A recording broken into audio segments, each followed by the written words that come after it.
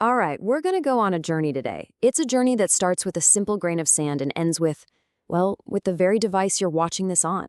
We're talking about the transistor, the tiny microscopic switch that is the unsung hero of our entire digital world. Okay, let's start with a number, and it's a pretty mind-boggling one. We're not talking millions anymore. Today we can pack billions of transistors onto a single silicon chip that's smaller than your fingernail. Think about that. That incredible density. That's the engine powering literally everything, from your phone to the massive data centers that run the internet. So, the big question is, how? How is that even possible? To get the answer, we have to dive into the physics of a really, really special kind of material, one that completely breaks the normal rules of electricity. Yeah, our story doesn't begin with a great conductor like copper or a great insulator like rubber. Nope, it starts with something weirdly in between, a semiconductor. Okay, check this out. Normally, with a material like a copper wire, when it gets hotter, it actually gets worse at conducting electricity. Its resistance goes up. But a semiconductor, like silicon, it does the exact opposite. As it gets hotter, its resistance drops, and it becomes a better conductor. This bizarre backwards property, you know what? It's the key to everything. So, why does silicon behave in this strange way? Well, to understand that, we have to zoom in. I mean way, way in, down to the level of individual atoms, and see how they're all dancing together. So here's our star player, a single silicon atom. Now, the most important part is that outer ring of electrons, the valence ring. You'll see it has 4 of them. The thing about atoms is they're most stable or happy when that outer shell is full, which for silicon means 8 electrons. So with only 4, it's always looking to connect with its neighbors. And this is how it gets stable. In a pure crystal, each silicon atom shares its 4 outer electrons with 4 of its neighbors. They form these really strong connections called covalent bonds. You can think of it like they're all holding hands in a perfect grid. But here's the catch. Because all the electrons are locked up holding hands, there are none free to move around and carry an electric current. So pure silicon, believe it or not, is actually a pretty bad conductor. So if pure silicon is an insulator, how in the world did we build the modern world on top of it? Well, the secret is a little bit of creative, intentional contamination. We had to hack the crystal. The process is called doping, and I know what that sounds like, but in electronics, this is the magic trick.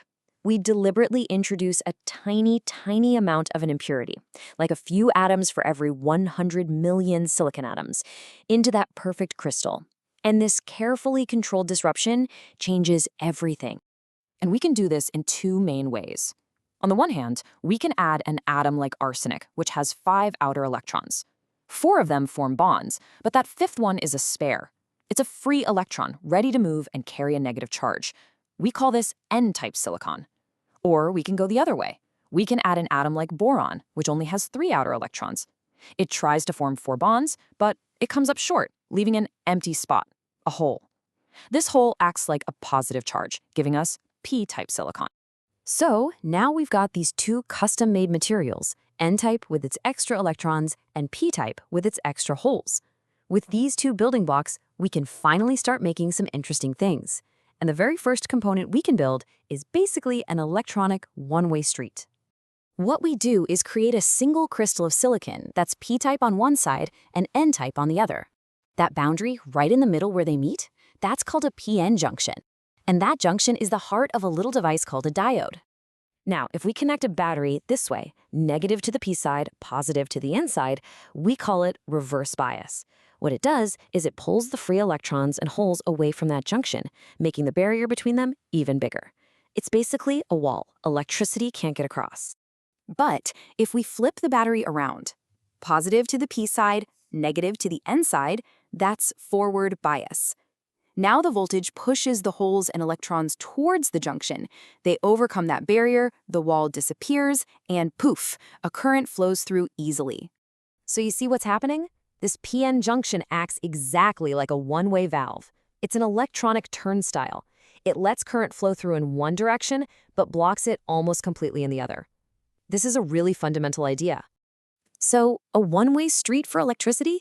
That's useful, for sure. But the real revolution, the moment that changed everything, is when we figured out how to turn this one-way valve into the ultimate switch. The breakthrough idea came from William Shockley and his team at Bell Labs. They asked a deceptively simple question. Instead of just one junction, what would happen if we put two of them together, back to back, in the same crystal? Well, what you get is a transistor. You basically create an electronic sandwich.